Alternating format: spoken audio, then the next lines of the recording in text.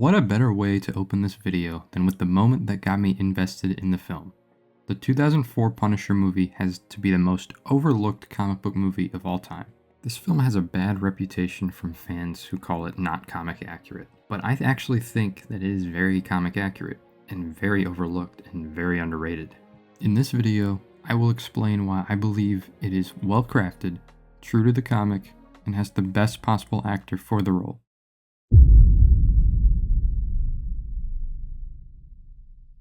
I'm going to give a brief rundown on the story real quick. The beginning of the film shows Frank Castle, part of the FBI pretending to be Otto Krieg, a foreign drug dealer. The deal is obviously a setup, and one of the two guys he was meeting gets killed. This kid was the son of none other than Howard Saint, played by John Travolta. He's Robert Saint.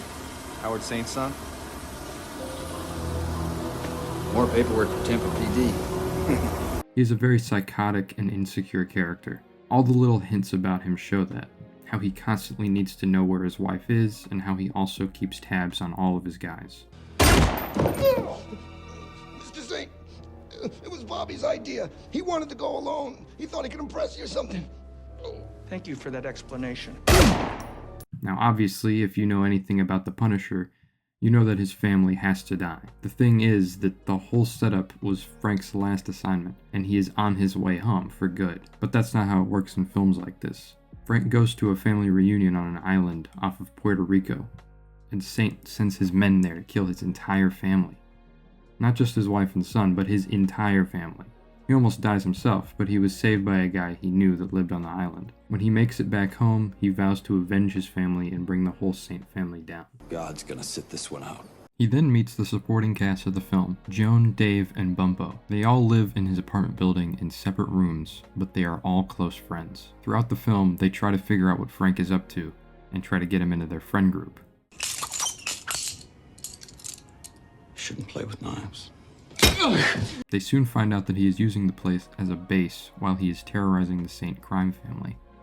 He starts by capturing the other kid that was at the arms deal. The kid says he hates the Saints and that he will help him take them out. He tells him Howard's wife's whole routine, and also says there's something going on with the right-hand man as well. I'm not going to go through everything Frank does, so I'm just going to summarize what happens. He basically just blackmails the right-hand man into going certain places at certain times, and he also puts a fake fire hydrant in front of the wife's car so she will get parking tickets. Now remember how I said that Howard Saint is a very insecure and psychotic man? Frank plays into that. He gets Saint to believe that his wife is cheating on him with his right-hand man, so he basically makes Saint kill his own best friend and wife. This leaves him vulnerable and in a state of grief, so Punisher takes his chance and goes to punish them all. That's pretty much the gist of the plot. I think this is the definitive origin of the character. I think it's my favorite take on it. Not just his wife and son, but his whole family was killed, and he even finds a new family in Joan, Dave, and Bumpo. Got some shades of the outlaw Josie Wales in there. Revenge is not a valid motive, it's an emotional response. No, not vengeance. Punishment.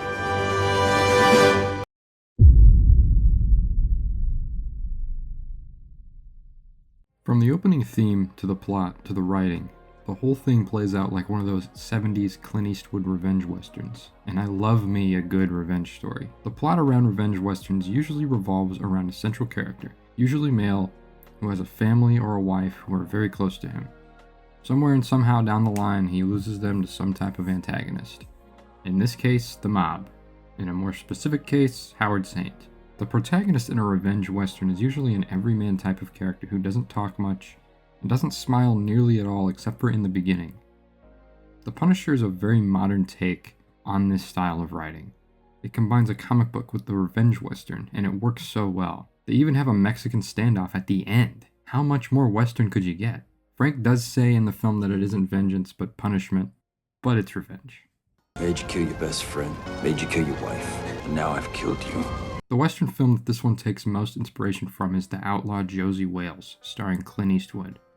The film takes place during the Civil War, and his family are helplessly killed by Union soldiers, so Josie Wales joins the Confederates, seeking vengeance. One thing leads to another, and he ends up being part of a found family, just like Frank in this film. Only difference is that Frank ends up leaving at the end because it would be too dangerous for his friends if he stayed. Dust does. Lord gives. Lord takes away.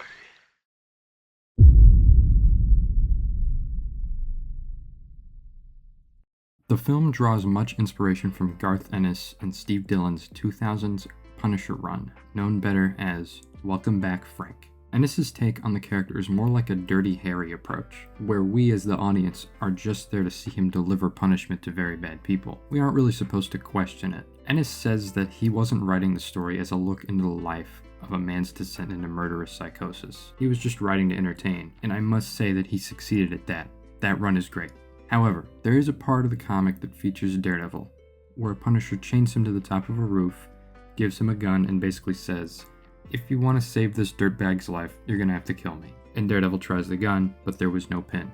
Frank proved his point. If you want to see something that dives deeper into that, Daredevil Season 2 adapted that scene, but added a very well-written debate between the two, with Daredevil's view being that anyone can change, and we are not the ones to decide who dies, and Punisher's side being that he can't stand to breathe the same air or live in the same world as these rapists, abusers, and murderers, and they all deserve to die. He doesn't believe anyone can truly change. It's a brilliant scene. You know what I think, you hero? You know you're one bad day away from being me. In the comic, Frank is trying to take down the Nucci crime family.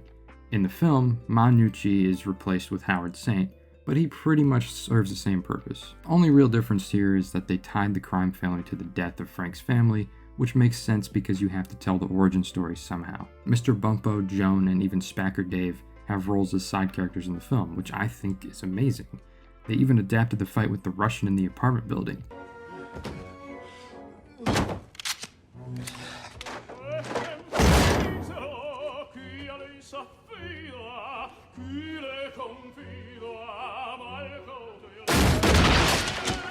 This movie is just so good. Everything from the action, the character work, and the overall vibe just screams comic book to me. So anybody saying that it's not comic accurate just did not read this run at all.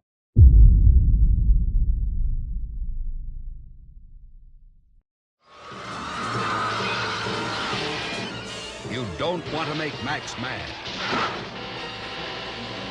Because when Max gets mad, he gets even. American International presents Mad Max, the maximum force of the future. Another brief point I want to make is how much obvious inspiration is taken from Mad Max here. I mean, there are so many similarities, from the fact that the protagonist is a cop to how he has a wife and son. His wife and son are both killed by a moving vehicle. Both protagonists get their revenge. Both protagonists have a cool black car. Both protagonists have a sawed-off shotgun as well. Just many homages to this classic film, which I also love very much. I thought it would be cool enough to mention.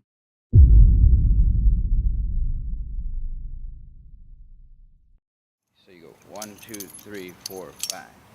1, 2, 3, 4, 5. Yeah, this is it. This is my weapon. It's Punisher, Butterfly Knife. Butterfly Knife. When you look at Tim Bradstreet's Punisher covers, they look strikingly similar to Thomas Jane. Funny enough, Ennis and Dillon even made a tie-in comic exclusively for the DVD release for the film, with Bradstreet drawing the cover. I'm gonna need to get my hands on that someday. Thomas Jane embodies the role of the Punisher perfectly. The stoic facial expressions, coupled with how much he trained and worked out for the role, just show how much he cared about getting it right. To get the chance to bring a guy like this onto the big screen is it's just overwhelming, frightening, because you just want to get him right. We have to stay true to the comic, because that's what inspired us to make the movie in the first place, you know? We have this incredible character, so why fuck with it? Jon Bernthal even trained with Thomas Jane when he was coming back to the MCU for Daredevil Born Again, as if you couldn't love the two even more. Jane also voiced the Punisher in the 2005 Punisher video game on the PS2, which Hunter is a big fan of. The ones who killed my family, the Saints, and all the other scum. They've given me a reason to live. I'm back. And it's their turn to die. He even returned as the Punisher in a short film called Dirty Laundry, which was actually really well made. We got a motherfucking problem up in here!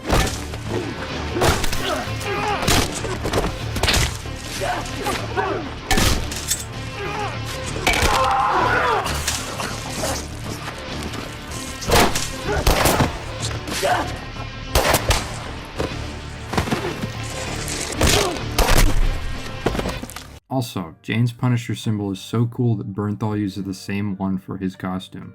It's just so iconic, but barely anyone talks about the film that it came from. Overall, this film is not nearly talked about enough. I think if fans would watch it today, they would notice how accurate and true to the comic it is. I hope that this video persuades some of you to check this film out if you've made it this far. Thank you for that explanation. If you like this video, I have a playlist of all of my other film and TV videos on the channel. In the description, you will find a link to buy W Energy, and you can use code POINTC10 for 10% off your order, and that goes for anything on the site. There's also a link to our Discord server, where you can join and chill with us while getting updates on new videos coming out. I hope you guys check out all the other content that we have on the channel, and I'll see you guys next time. Bye.